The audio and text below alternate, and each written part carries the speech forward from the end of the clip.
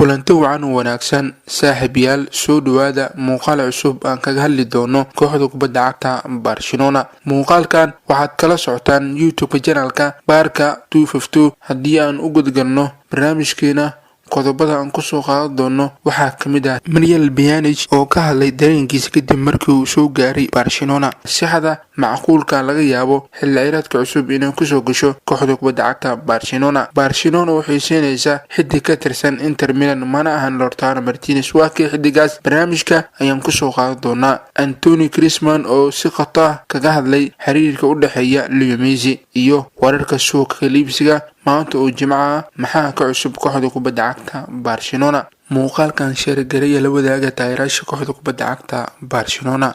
soo dhawaada saaxiibayaal. xiddiga reer Bosnia Muriel Pjanic ayaa kasoo degtay garoonka diyaaradaha ee magaalada Barcelona ee El Prat si uu qayb kaga noqdo kooxda reer Catalonia kadib markii uu kaga soo biiray naadiga Juventus. Pjanic ayaa imaantikiisa Barcelona kadib wuxuu wareysi ka bixiyay website rasmi ee kooxda wuxuuna yiri maanta waa maalin qiimo gaar ii leh aad ayaan ugu faraxsanahay ma sugi karo inaan la kulmo asxaabteeda cusub runtiina waxaan xiiseynayaa xilli ciyaareedka cusub waxaan rajeynayaa inaan ka caawin karo kooxda in ay ku guuleysato tartamada oo dhan waxaan ahay diyaar waxaan isku dayi doonaa inaan wax walba u sameeyo kooxdan. ciyaaryahanka caalamiga ee reer Bosnia ayaa sheegay inuu ku dhacay coronavirus 22 bishii Agoosto kadib markii uu dareemay xoogaa caafimaad darro taasoo ka dhigtay tan iyo xilligaas oo galo xaalad karantiil ah taasoo dib ugu dhigtay ku biiristiisa kooxda kubadda cagta Barcelona. Barcelona ayaa heshiis la gaartay kooxda Juventus bishii June lasoo dhaafay kaasoo ku saabsanaa in Artur Melo lagu wareejiyo Juventus iyadoo taas beddelkeedana Blaugrana heshay Pjanic iyo xoogaa lacag ah.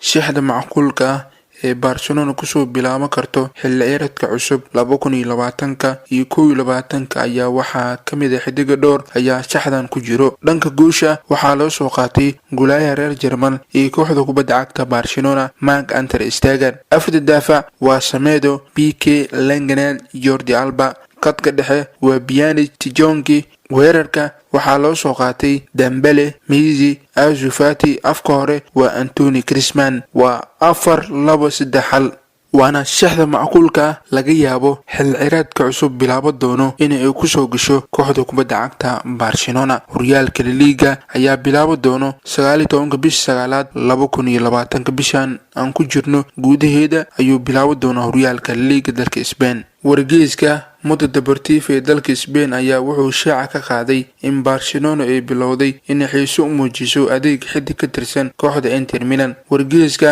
ayaa wuxuu shaaca ka qaaday in Barcelona ay qorsheynayso in Inter Milan isdhaafsadaan laba xiddig Stefan de Vrij iyo Arturo Vidal inta lagu guda jiro suuqa kala iibsiga xagaagan. Arturo Vidal ayaa qandaraas u saxiixi doono kooxda Inter Milan labada maalmood ee soo socota kadib markii lagu wargeliyay inaan lagu baahnayn Barcelona xilli heshiiskiisa uu ku soo joogayo garoonka Camp Nou oo ka harsan yahay hal sano oo kaliya. wargeyska Mundo Deportivo wuxuu tilmaamay in saxaafadda Talyaaniga ee ka hadlayso suurtagalnimada Stefan de Vrij uu biiri karo kooxda Barcelona isagoo qayb ka noqonayo heshiiska Arturo Vidal. wararka ayaa waxay intaas ku darayaan in qaab ciyaareedka daafaca kooxda Inter Milan Stefan de Vrij si weyn ugu qanacsan yahay tababaraha cusub ee kooxda Barcelona Ronald Koeman. si kastaba ha noqotee wargeyska ayaa sheegay in Barcelona ay soo bandhigtay Inter Milan in Stefan de Vrij uu qayb ka noqdo heshiiska Arturo Vidal uu wareegayo Nazuri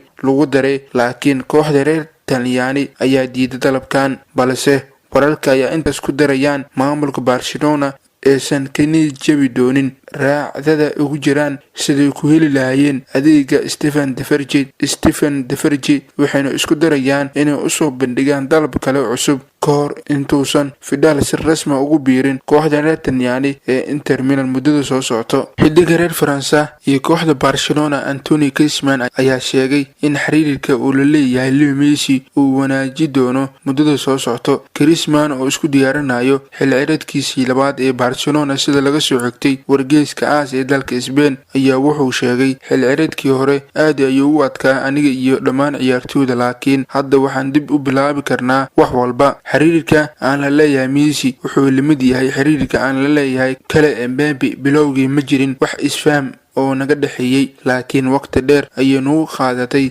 kahor intaan gaarin heerka wada noolaanshaha xiriirka iga dhaxeeya Messi wuxuuna hagaagi doonaa dhinac walba.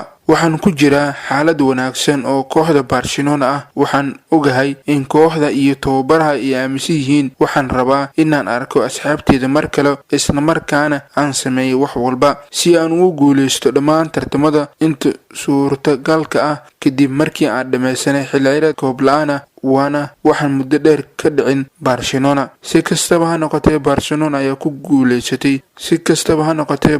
ayaa ku guuldareysatay inay ku guuleysato tartan kasta ee qaybta ka ahayd xilli ciyaareedkii lasoo dhaafay 2019-2020 iyadoo ay joogaan xidigo sida Leo Messi iyo Anthony Griezmann. ugu dambeyntii, kooxda Manchester City ayaa Barcelona u sheegtay inay miiska u saarto lacag dhan 30 milyan oo euro haddii ay doonayaan saxiixa xidiga Eric Garcia, waxaana sidaas qortay Times. Barcelona ayaa loo sheegay in 30 milyan ee keenta kadib waxay heli karaan daafaca kooxda Manchester City 19 sano jirka ee Eric Garcia. Anthony Griezmann ayaa biiqabo ku shubay wararka la xiriira inuu ka tagayo kooxda kubadda cagta Barcelona. laacibka reer Faransa Anthony Griezmann ayaa sheegay inuuna meel ugu socon kooxda kubadda cagta Barcelona. Luis Suarez ayaa dhankiisa beeniyay wararka sheegaya inuu ku dhow yahay inuu ku biiro kooxda Juventus, waxaana sidaas qortay Twitter. kooxda Barcelona ayaa Arsenal wax ka weydiisay helitaanka daafac Hector Bellerin, laakiin Barcelona ayaa diyaar u ahayn inay bixiso lacagta Gunners oo qiimeynayso xidiga reer Spain, waxaana sidaas qortay Sports. guddiga gunaanadkii ayaa soo gaaray saaxiibayaal